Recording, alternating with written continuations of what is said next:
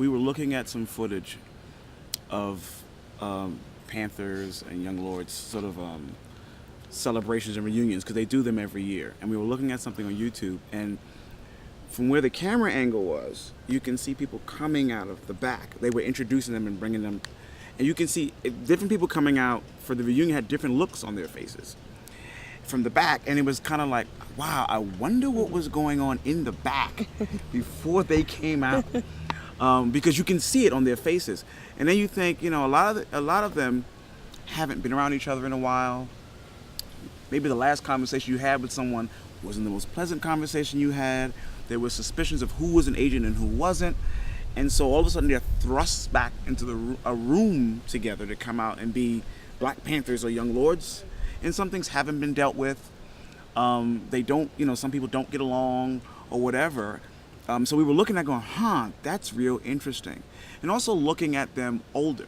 You can romanticize the 60s, but when you look at them older, you say, wow, you can see the age, the weight on them. Mm-hmm. It's like, and then, it's like, and that's where the story, for us, like, that's where the story is. That even in the midst that you can see that they or can be suspicious of each other, there is this amazing community of activists who see each other every year or every 2 years. It's like a family, and there's pictures, and their kids know each other, and it looks like a big giant family reunion. Like if you didn't know that they were from particular political groups, you would think that was someone's family reunion, the way they interact with each other. And all the good, bad, and uglies of family reunions. So it's when we saw that, it was kind of like, that's where our story was. Can we start at a reunion and try to bring some people back in a room? And what does that bring up? Where do we go? What do they remember? What do they reveal? What was said?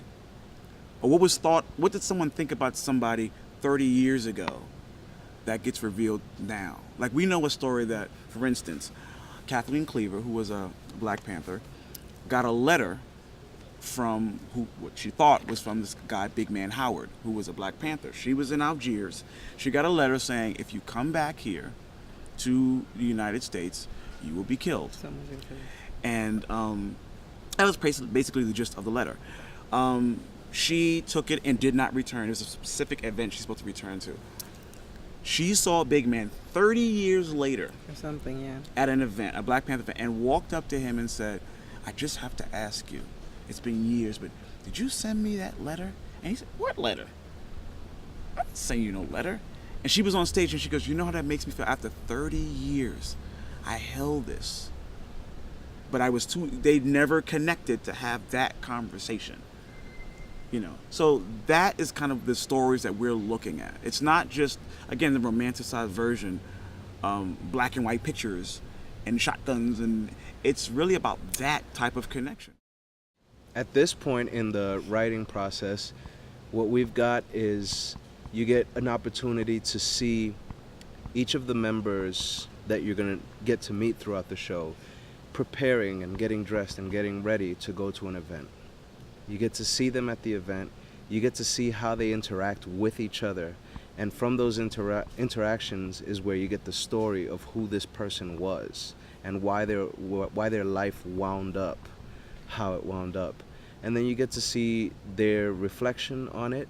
And then you also get to see the next generation coming up and realizing what their elders have done for them and how one day they'll be elders, and what is the legacy that they're going to leave behind for the next generation to look up to their elders also in the same way. Yeah, what is this generation doing now that in 40 years our kids and grandkids will be saying, yeah, that impacted the nation in one way or another? And it's in our style. It's in sort of the universal style, which is music and poetry and dance, but it also it's a play.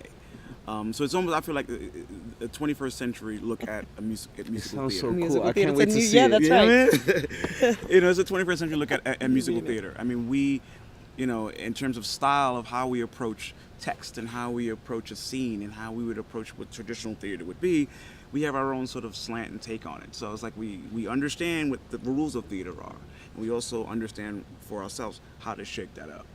So that's what you're going to see.